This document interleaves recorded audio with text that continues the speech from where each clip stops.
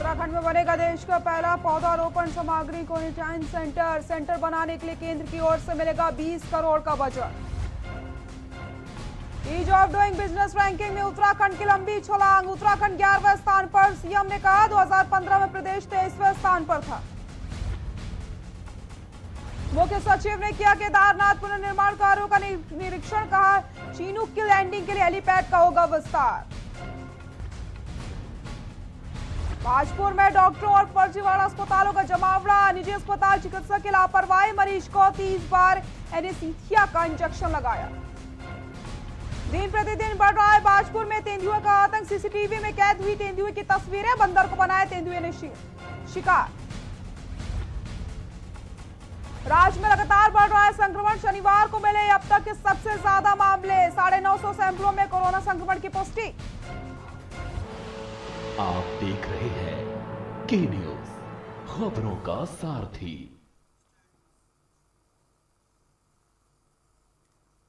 नमस्कार, बुलेटिन में आप सभी का स्वागत है। मैं हूं आपके साथ सृष्टि शुक्ला।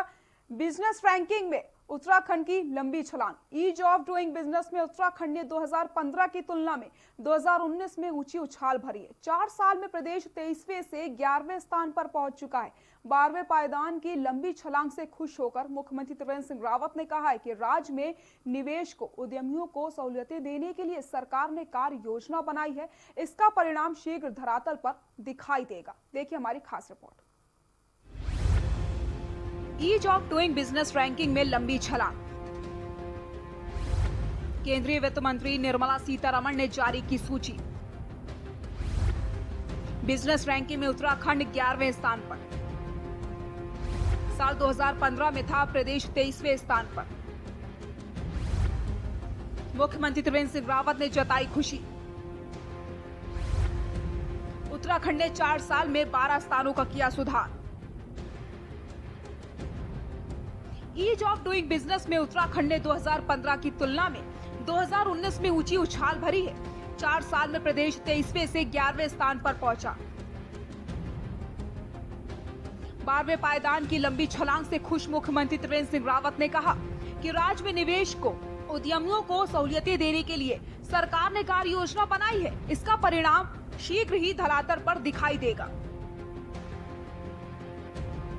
केंद्रीय वित्त मंत्री निर्मला सीतारमण ने नई दिल्ली से वीडियो कॉन्फ्रेंसिंग से ईज ऑफ डूइंग बिजनेस के क्षेत्र में राज्यों के प्रदर्शन की सूची जारी की। इस सूची में आंध्र प्रदेश पहले, उत्तर प्रदेश दूसरे, तेलंगाना तीसरे स्थान पर है। मुख्यमंत्री त्रिवेंद्र सिंह रावत ने इस कार्यक्रम में वीडियो कॉन्फ्रेंसिंग के माध्यम से शामिल हुए। Estate business reform action plan 2019 के चौथे एडिशन की इस रिपोर्ट के मुताबिक उत्तराखंड ने 4 साल में 12 स्थानों का सुधार किया है। इस मौके पर मुख्यमंत्री त्रिवेंद्र सिंह रावत ने कहा कि ईज ऑफ डूइंग बिजनेस के तहत निवेश से संबंधित आवश्यक क्षेत्रों को शामिल किया गया है। स्वच्छ पर्यावरण, जलवायु, बेहतर कानून व्यवस्था, अनुशासित श्रमिक के साथ उत्पादकता और श्रमिक विवादों की अनुपस्थिति राज्य के सकारात्मक क्षेत्र हैं। ये परिस्थितियां राज्य में निवेश के लिए अनुकूल वातावरण तैयार करने में महत्वपूर्ण भूमिका निभाती हैं। राज्य को निवेशकों के लिए आदर्श गंतव्य बनाने की दिशा में कदम आगे बढ़ रहे हैं। मुख्यमंत्री ने कहा कि राज्य में उद्योगों के अनुकूल माहौल बनाने के साथ ही प्रधानमंत्री की आत्मनिर्भर भारत के लिए कई पहल को साकार करने के लिए कारगर प्रयास किए जा रहे हैं। प्रधानमंत्री के आत्मनिर्भर भारत के लिए की गई पहल को साकार करने के लिए कारगर प्रयास किए जा रहे हैं। स्थानीय उत्पादों को बढ़ावा देने के साथ एक जनपद एक उत्पाद की दिशा में भी योजना बनाई जा रही है।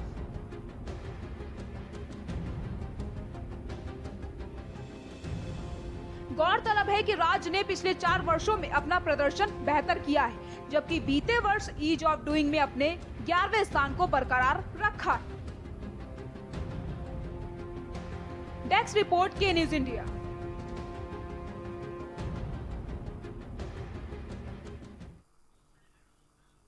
अब बात करते हैं, दिन प्रतिदिन बढ़ रहा है तेंदुए का आतंक। भाजपुर के ग्रामीण क्षेत्रों में तेंदुए की मौजूदगी अभी भी बरकरार है, जिसकी वजह से ग्रामीण काफी दहशत ज़दा हो चुके हैं। बरहनी नर्सरी के सामने मुख्य मार्ग से तेंदुआ एक बंदर को उठा ले जाता है। ये पूरी घटना वन बैरियर पर लगे सीसीटीवी में कैद हो जाती है। इस घटना की जानकारी से वहां रह रहे वन कर्मियों के परिवारों में दहशत फैल गई है। देखिए हमारी खास रिपोर्ट।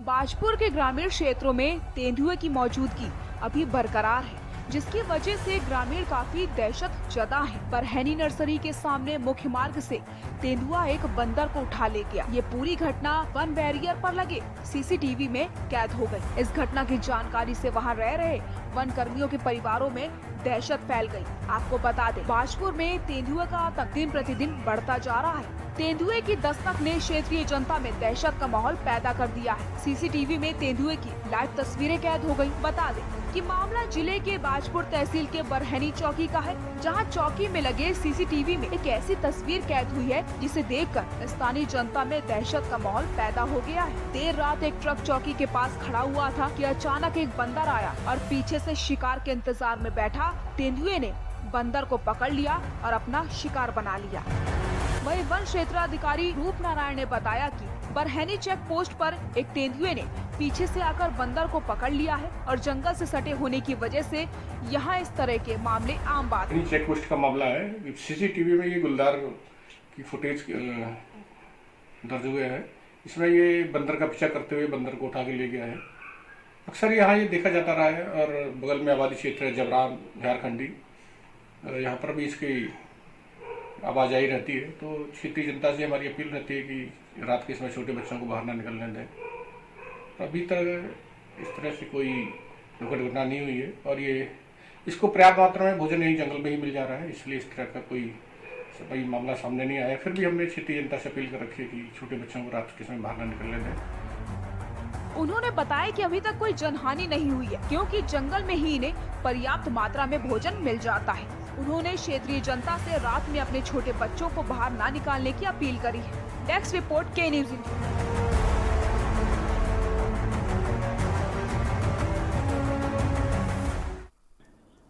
अब बात करते हैं निजी अस्पतालों में लापरवाही जारी की। बाजपुर में झोला छाप डॉक्टरों और फर्जी अस्पतालों का जमावड़ा किसी से छुपा नहीं है, जहां आए दिन फर्जी अस्पतालों में लापरवाही की घटनाएं सामने आती हैं, लेकिन जानकारी होने के बाद भी जिम्मेदार अधिकारी चैन की नींद सोए हुए हैं और मदारी का तमाशा देख रहे हैं। देखिए हमारी खास रिपोर्ट।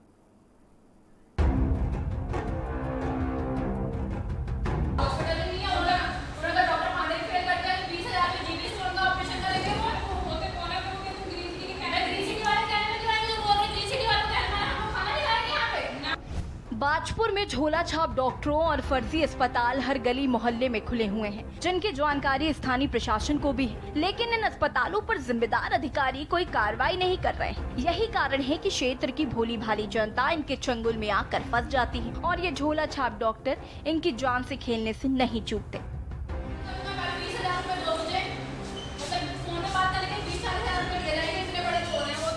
ताजा मामला बाजपुर के मोहल्ला गांधीनगर का है, जहां अनीता देवी ने 14 जुलाई को दोराहे के लाइफलाइन हॉस्पिटल नामक अस्पताल में पित्त की थैली का इलाज करवाया था, जहां चिकित्सक डॉक्टर अरशद जमाल ने महिला को पूर्ण रूप से स्वस्थ करने का आश्वासन दिया था। लेकिन डॉक्टर अरशद जमाल की लापरवाही ने बाजपुर के फर्जी अस्पतालों का कारनामा सामने लाकर रख दिया, जहां डॉक्टर जमाल ने इलाज से पूर्व महिला को दिया जाने वाला एनेस्थीसिया का इंजेक्शन बिना एनेस्थीसिया के डॉक्टर की देखरेख में खुद ही दे डाला। इतना ही नहीं, डॉक्टर अरशद जमाल ने महिला को एक बार नहीं बल्कि 25 से 30 बार एनेस्थीसिया का इंजेक्शन लगाया।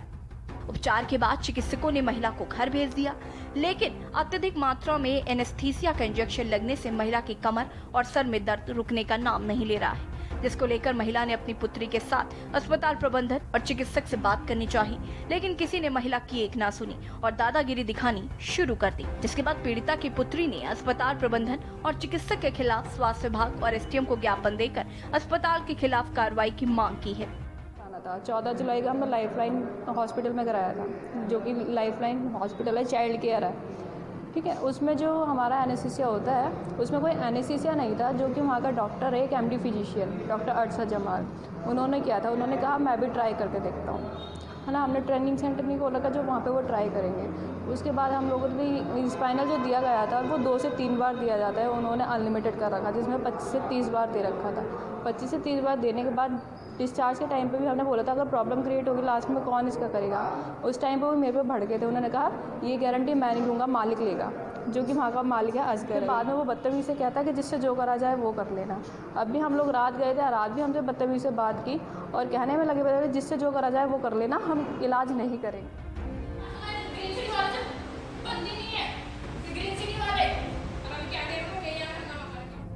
वहीं जब इस मामले में ब्यास पर एसडीएम ए.के. वाजपेयी से बात की गई तो उन्होंने बताया कि अस्पताल के खिलाफ एक प्रार्थना पत्र प्राप्त हुआ है, जिसके लिए स्वास्थ्य विभाग के अधिकारियों के साथ वार्ता की जाएगी और एक टीम गठित कर जांच की जाएगी। SDM AP. वाजपेयी ने गलत उपचार करने के मामला सामने आने की बात को कबूला भी है। देखिए, इस तरह के कुछ शिकायती मामले पहले भी संज्ञान में आए थे और 2 प्रकरणों जिस संबंधित अस्पताल का भी नाम आ रहा है उसकी भी एक कंप्लेन पूर्व में आई थी और उसमें जांच करके कार्रवाई के लिए स्वास्थ्य विभाग की एक टीम गठित की गई थी और उनके द्वारा जांच आख्या सीएमओ कार्यालय को पूर्व में भेजी गई है।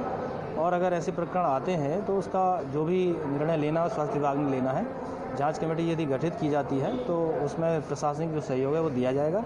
इस संबंध में मुख्य चिकित्सा अधिकारी को भी अभी संज्ञान में लेकर इसमें कार्रवाई के लिए किया जा रहा है। अब देखने वाली बात होगी आखिर क्या कुछ कार्रवाई होती है। बाजपुर से के न्यूज के लिए रूपेश चंद्र की रिपोर्ट।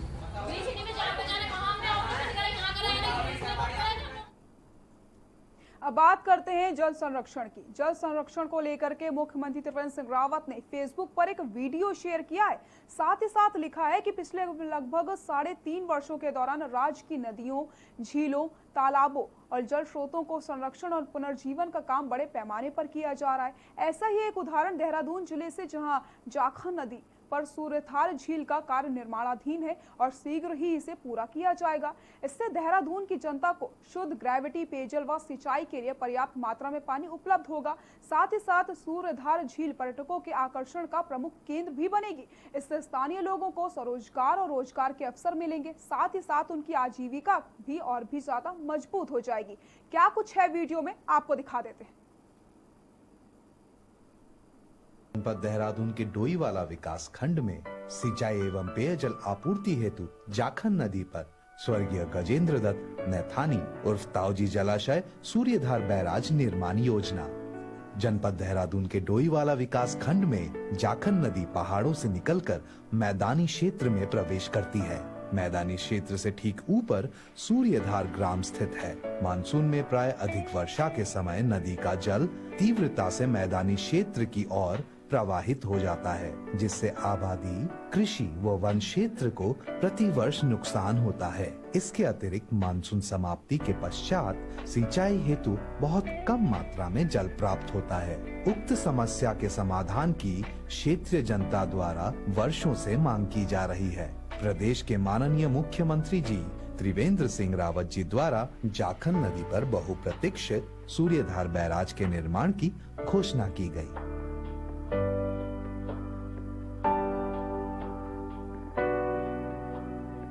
जिससे भोगपुर, रानी पोखरी, घमंडपुर व इसके आसपास के 18 गांव के 1287 हेक्टेयर क्षेत्र की सिंचाई हेतु वर्ष भर पर्याप्त मात्रा में जल उपलब्ध होगा तथा उक्त 18 गांवों के 33,500 जनता के लिए पेयजल हेतु जल का भंडारण किया जाएगा, जिससे जनता को स्वच्छ ग्रेविटी पेयजल उपलब्ध हो सकेगा।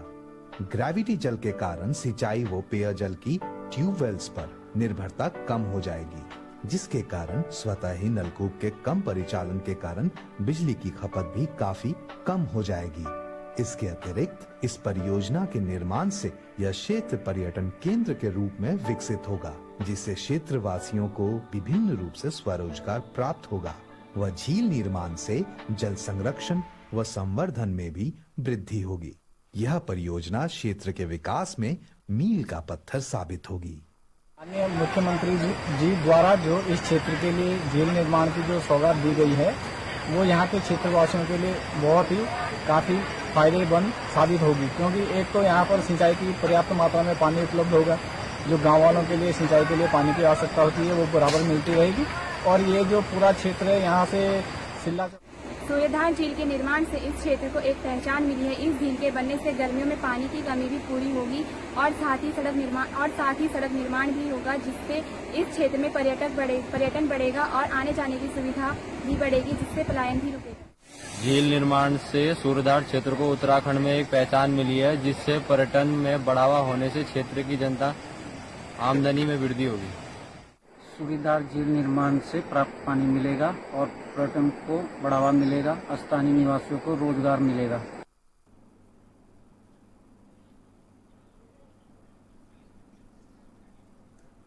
कोरोना काल में ठप पड़े टूरिज्म सेक्टर को एक बार फिर से पैरों पर खड़ा करने के लिए त्रिवेंद्र सरकार ने सैलानियों की बड़ी सौगात दे दी है।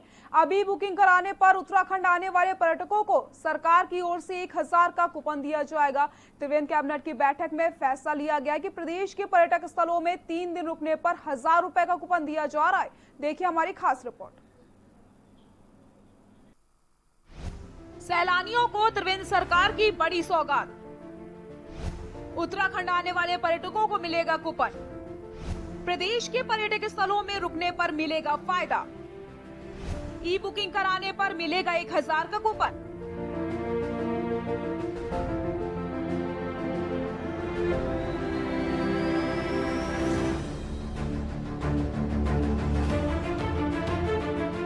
कोरोना काल में ठप पड़े टूरिज्म सेक्टर को एक बार फिर से पैरों पर खड़ा करने के लिए त्रिवेंद्र सरकार ने सैलानियों को बड़ी सौगात दी है।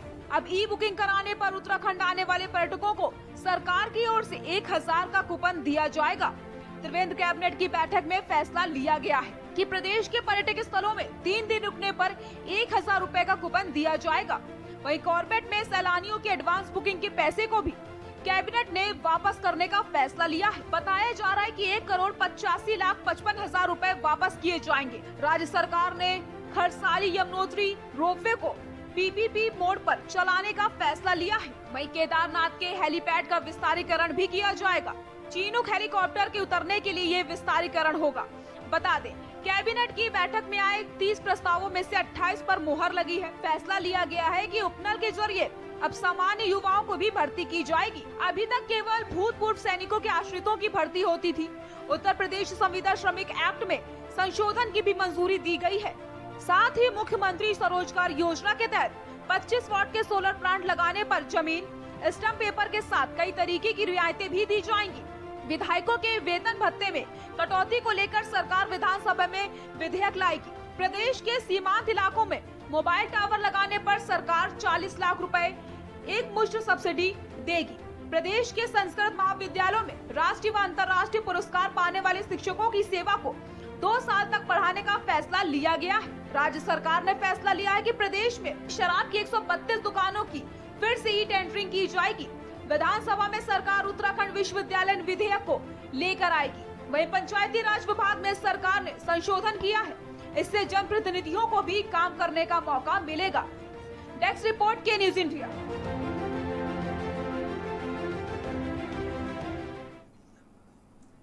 बाजपुर में कांग्रेस कार्यकर्ताओं ने बेरोजगारों को रोजगार देने की मांग को लेकर के ग्राम हरिपुर में ताली थाली बजाकर सरकार को जगाने का प्रयास किया। बता दें कि कांग्रेस लगातार भाजपा सरकार पर बेरोजगार हुए लोगों को रोजगार उपलब्ध नहीं करवाए जाने को लेकर के आरोप लगवा रही है, जिसको लेकर के कांग्रेस नेता जगतार बाजवा ने ग्राम हरिपुरा हरसान में सरकार के खिलाफ ताली व थाली बजाकर प्रदर्शन किया और जमकर नारेबाजी करी। लाखों करोड़ों युवा बेरोजगार हैं और बहुत से लाखों की तादाद में ऐसे युवा हैं जिनके पास रोजगार था, लेकिन इस सरकार की गलत नीतियों की वजह से वो रोजगार छिन गया। आज वो भुखमरी के कगार पर हैं और ये सरकार बिल्कुल भी उनके प्रति संवेदनशील नहीं दिखाई देती। आज कांग्रेस पार्टी के देशव्यापी अभियान के तहत 5 बजे 5 मिनट तक ताली थाली बजाकर इस गूंगी बहरी सरकार को जगाने का प्रयास किया गया है कि ताकि इस देश के जो भविष्य है, युवाओं के जो रोजगार हैं उनकी व्यवस्था की जाए और जिन युवाओं का रोजगार चला गया है उनके लिए भी कोई ना कोई समाधान किया जाए। इसी हिमालयन हॉस्पिटल को कोविड संक्रमित रोगियों के लिए हॉस्पिटल की मुख्य बिल्डिंग से अलग अन्य बिल्डिंग में उपचार की व्यवस्था करी गई। हॉस्पिटल में उपचार को आने वाले अन्य रोगियों की सुरक्षा व संक्रमण से बचाव के लिए मद्देनजर ये व्यवस्था बनाई गई है। स्वामी राम हिमालयन विश्वविद्यालय के कुलपति डॉक्टर विजय धस्माना ने कहा कि 1994 से हिमालयन अस्पताल रोगियों की स्वास्थ्य सेवा कार्यरत है। जब कभी राज्य में कोई आपदा आई है तो अस्पताल अपनी सेवा देने से पीछे नहीं हटा। इस संकट काल में भी हिमालयन हॉस्पिटल सामाजिक जिम्मेदारी के दायित्व को बखूबी निभा रहा है। कोरोना वायरस संक्रमण को देखते हुए कोरोना ग्रसित रोगियों के लिए ओटी, आईसीयू वार्ड सभी अलग अलग बनाए गए हैं ताकि कोरोना संक्रमित रोगी का उपचार किया जा सके। एक अलग से बिल्डिंग, जो सेपरेट बिल्डिंग है, जो मेन अस्पताल की बिल्डिंग से हट के है, उसमें सारी व्यवस्थाएं कर रखी हैं। वहाँ कोरोना के जो ग्रसित मरीज होंगे उनके लिए बेड्स, वार्ड बना के तैयार किया हुआ है। उसी बिल्डिंग में ओटी तैयार कर रखी है, उसी बिल्डिंग में डिलीवरी होनी है, उसी बिल्डिंग में जो अन्य सुविधाएं कोरोना से जो ग्रसित मरीज होंगे, जो उनको आईसीयू की सुविधा चाहिए होगी, उसके लिए मेन अस्पताल की बिल्डिंग से हटके एक दूसरी बिल्डिंग में सारी व्यवस्थाएं कर रखी हैं। कोरोना काल का संकट लगातार गहराता जा रहा है। कोरोना के कारण हर सेक्टर के लोग परेशान हैं। सरकारी क्षेत्र हो या फिर निजी क्षेत्र, हर जगह आर्थिक परेशानी लोगों को उठानी पड़ रही है, जिस कारण व्यवस्था पटरी से उतर गई है। अभी भी कोरोना से उभरने के लिए शासन प्रशासन स्तर पर काम कर रहे हैं। इसके लिए अनलॉक क्षेत्र को किया जा रहा है ताकि बिगड़ी अर्थव्यवस्था वापस पटरी पर आ सके। लॉकडाउन के कारण पिछले 4 महीने से डोईवाला पब्लिक इंटर कॉलेज के शिक्षकों के साथ अन्य स्टाफ को वेतन नहीं मिल रहा, जिस कारण स्कूल के शिक्षकों के सामने आर्थिक संकट खड़ा हो चुका है। शिक्षक दिवस के दिन मजबूर होकर शिक्षकों ने बाजू पर काली पट्टी बांध करके अपना विरोध जताते हुए कहा कि कोरोना काल में भी हमारे तमाम लोगों ने बीमारी की परवाह ना करते हुए शासन प्रशासन के आदेश को मानकर अपना फर्ज निभाया और ड्यूटी भी दी। लेकिन उसके बाद भी आज 4 महीने हो गए हैं, लेकिन शासन प्रशासन ने हमारी सोच तक नहीं ली। वहीं पूर्व कैबिनेट मंत्री और डोईवाला के पूर्व विधायक कांग्रेस नेता हीरा सिंह बिष्ट ने भाजपा की सरकार पर सवाल खड़े किए।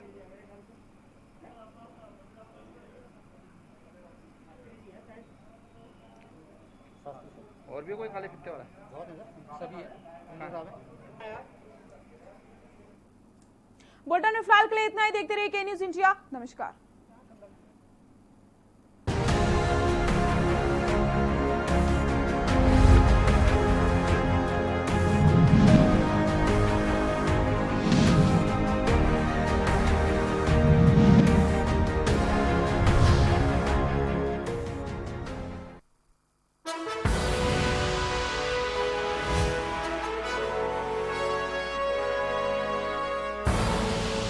आप देख रहे हैं के न्यूज़, खबरों का सारथी। खुदी को आजमाया है तो ये अंदाज आया है, खुदी को आजमाया है तो ये अंदाज आया है। तुम में भी मैं हूं, शुद्ध प्लस पान मसाला। केबल ऑपरेटर्स जो पहुंचाते हैं आप तक हमारी हर बात, सजगता और समझदारी जिनकी है पहचान, जो है कोरोना योद्धा, जो है जिम्मेदार। इन कोरोना योद्धाओं को के न्यूज का सलाम। आप हैं तो हम हैं, आपके बिना हम कुछ नहीं। देश भर के केबल ऑपरेटर्स कोरोना योद्धाओं का के न्यूज की तरफ से हार्दिक अभिनंदन। कोरोना संकट काल में के न्यूज इंडिया की देशवासियों से अपील है कि हम जाति धर्म को भूलकर कोरोना को हराने में एक साथ खड़े हों। जरूरतमंदों की मदद करें। कोरोना के खिलाफ जंग में हम अपना योगदान दें। हम सब मिलकर लड़ेंगे और मिलकर जीतेंगे। मिलेगा हर समस्या का समाधान। विवाह में बाधा, जीवन में वास्तु शास्त्र का प्रभाव, शिक्षा में ग्रह नक्षत्रों का प्रभाव, कारोबार में आने वाली हर बाधा का, जिंदगी में ग्रह नक्षत्रों का प्रभाव, नौकरी में बाधा। देखिए हर समस्या का समाधान लाइव विद आचार्य लंकेश।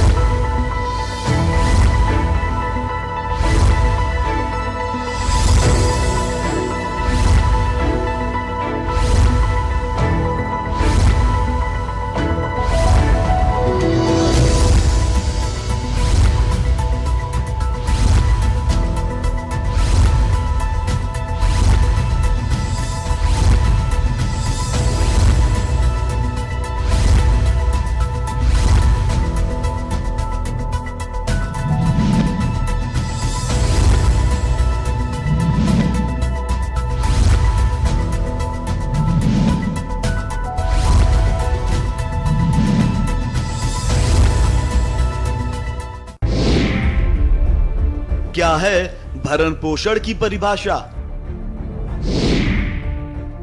भरण पोषण पर किनका है हक? बेऔलाद किससे पाए अपना हक? भरण पोषण न करने पर क्या है दंड? भरण पोषण की क्या होगी राशि? बुजुर्गों का हक ऐतिर रख।